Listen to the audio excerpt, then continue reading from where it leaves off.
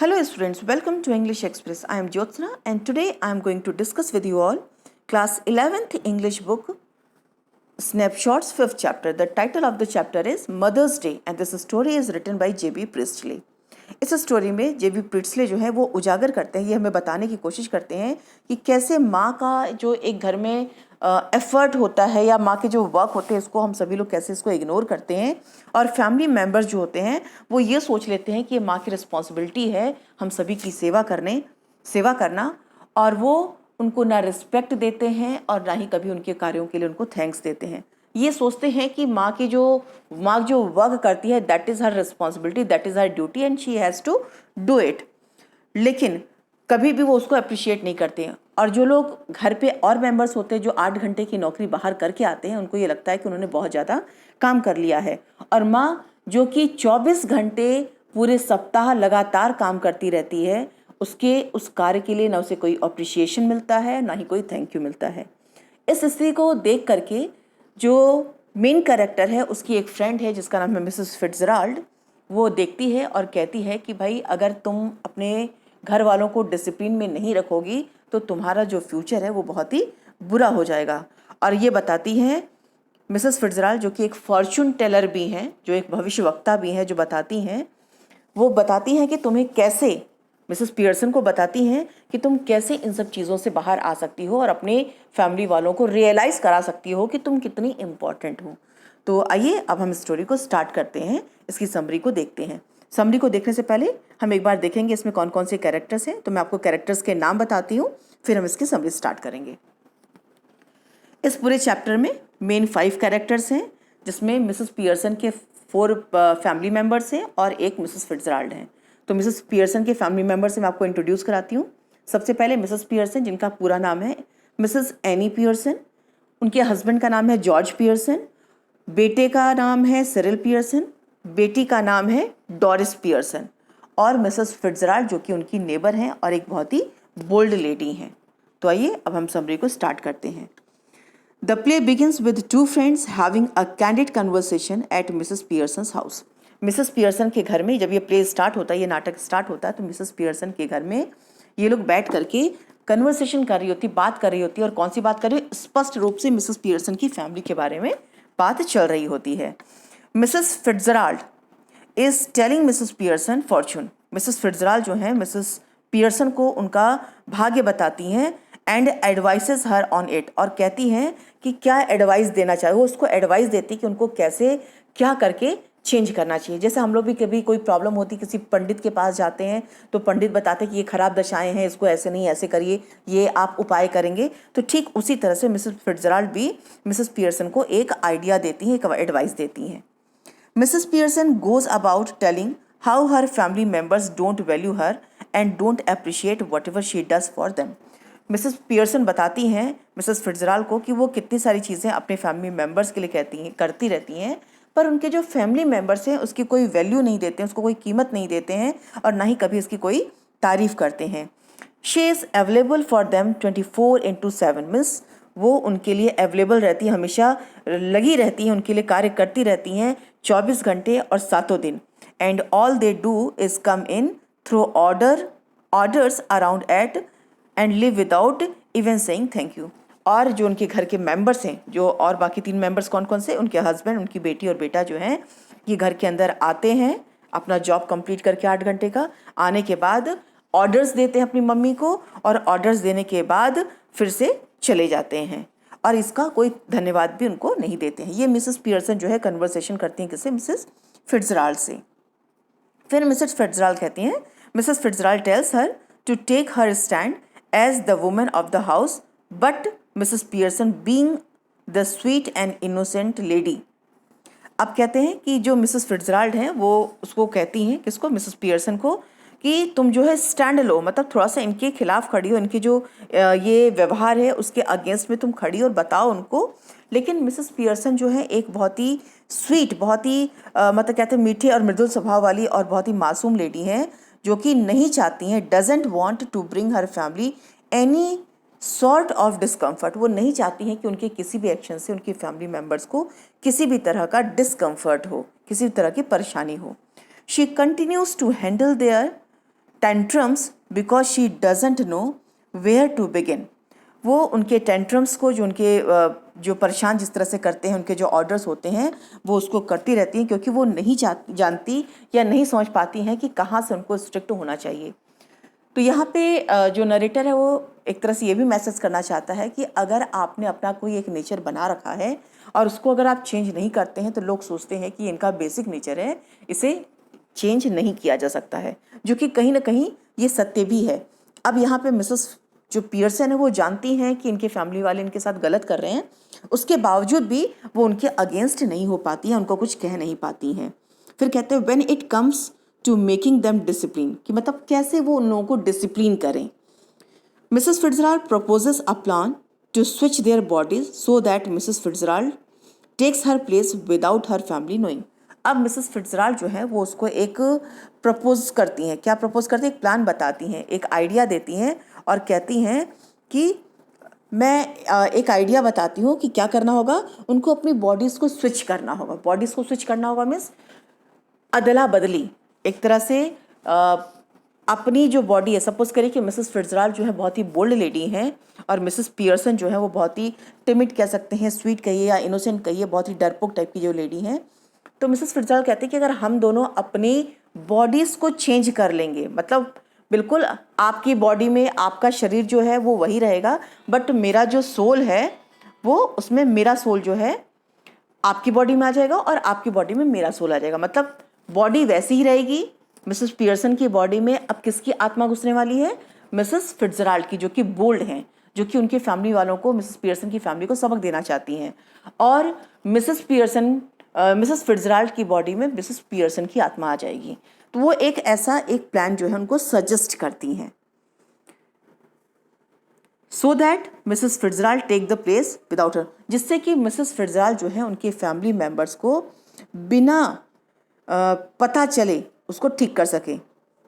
Mrs Pearson is hesitant at first but then Mrs Fitzgerald convinces her for it. Mrs Pearson जो है वो शुरुआत में जब ये सजेशन देती हैं, कौन?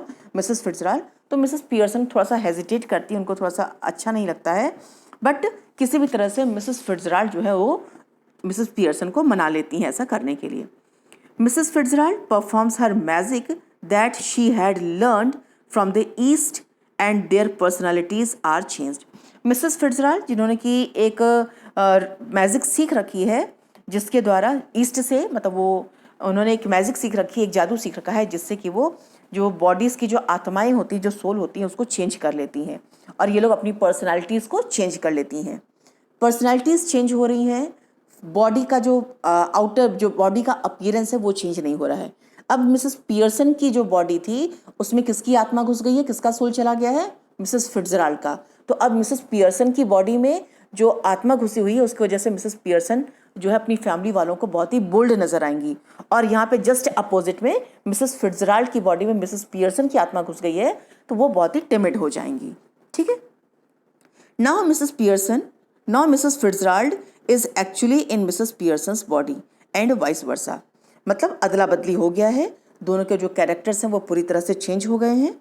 Now new Mrs Pearson tells Mrs Fitzgerald to go to her house for the time being. अब जो है जो मिसेस पियर्सन जिसके अंदर, जिसकी बॉडी में मिसेस फिट्जराल्ड की आत्मा आ चुकी है, वो कहती हैं मिसेस फिट्जराल्ड से कि अब आप मेरे घर में जाइए और थोड़े समय के लिए वहीं पे रहिए।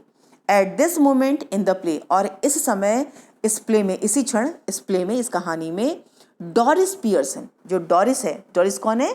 मिसेस पियर्सन की बेटी, daughter of Mrs Pearson, enters the scene asking for tea and ordering Mrs Pearson to iron her yellow silk. और उसी समय जो मिसेस पियर्सन है उनको उनकी बेटी जो डोरिस पियर्सन होती है वो ऑर्डर करती है कि मुझे चाय दीजिए, और जो मैंने आपको येलो कलर की जो सिल्क, जो उसका एक फ्रॉक है या गाउन कह सकते हैं आप लोग, उसको कहती है कि जा करके उसको आयरन करने के लिए मैंने आपसे कहा था, ऑर्डर देती है। She gets shocked at the sight of her mother smoking and from there the argument begins.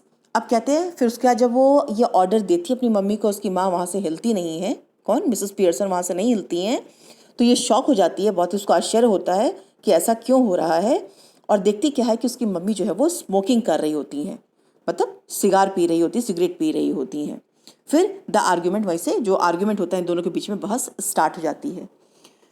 Where Mrs Pearson insults Charlie Spence. Charlie Spence जो मिसेस डॉरी पियर्सन का बॉयफ्रेंड है, वो उसकी इंसल्ट करती हैं वहाँ पे।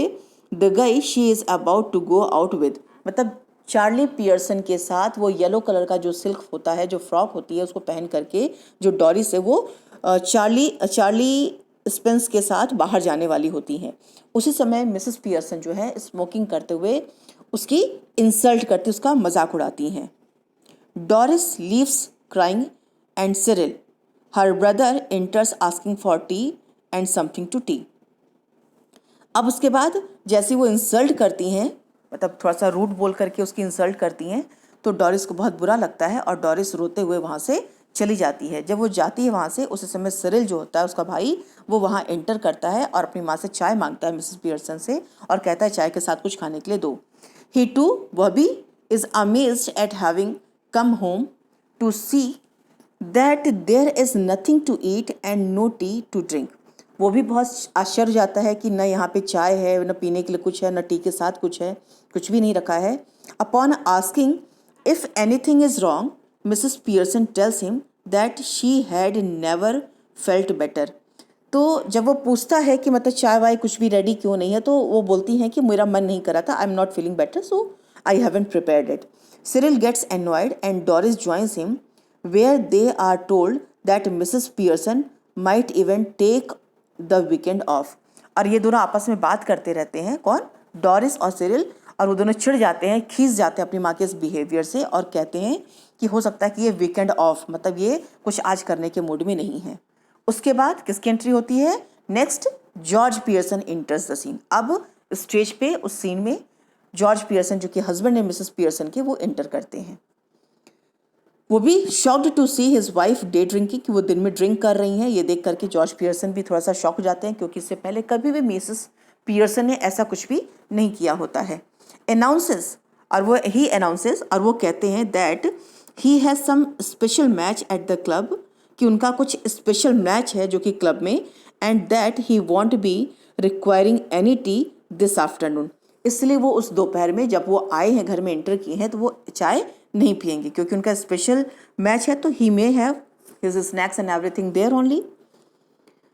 On being told there is no tea, he gets annoyed again. और जब वो बोलती है कि ठीक है आपको नहीं पीना है तो कोई बात नहीं, मैंने बनाया भी नहीं है, तो इस पे वो चिढ़ जाते हैं, कौन, George Pearson. Mrs Pearson mocks him for getting annoyed at not getting something he didn't actually want. अब कह रही है कि मिसेस पियर्सन जो है वो मॉक करती हैं, उसके मतलब एक तरह से नकल उतारती हैं कि जब आपको पीना ही नहीं था तो चाय बने या ना बने उससे आपको क्या फ़र्क पड़ता है। वो इस तरह से मिस्टर जॉर्ज पियर्सन का जो है वो नकल उतारती हैं, जिससे कि जॉर्ज पियर्सन और ज़्यादा चिढ़ जाते हैं।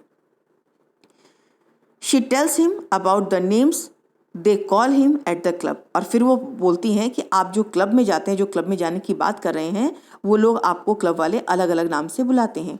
She further taunts him that this would not have happened had he stayed at home once in a while। और ये ऐसा नहीं हो रहा होता, लोग उनको नहीं टीज कर रहे होते या उनको निकनेम नहीं दे रहे होते, कहाँ पे, क्लब में, अगर वो घर पे भी रुकते तो। While after a while Mrs Fitzgerald इंटर्स। अब थोड़ी देर बाद जब ये सारे सीन हो रहे होते हैं, अब मिसेस पियर्सन ने क्या किया, डॉरिस पियर्सन को पेन किया, मतलब उनको बताया कि मतलब तुम जिसके साथ जा रहे हो लड़का अच्छा नहीं, ऐसे नहीं है। और यहाँ पे जो उनका बेटा होता है उसको भी बोलती हैं, और उसके बाद अब जो है अपने हस्बैंड को भी बोलती हैं। जब ये सारी चीज़ें कर रही होती हैं तो उस समय मिसेस फिट्जराल्ड, जो कि एक्चुअली में मिसेस पियर्सन होती है, इनकी आत्मा होती है, वो धीरे से वहाँ पे एंटर करती हैं, ये देखने के लिए कि घर में क्या हो रहा है।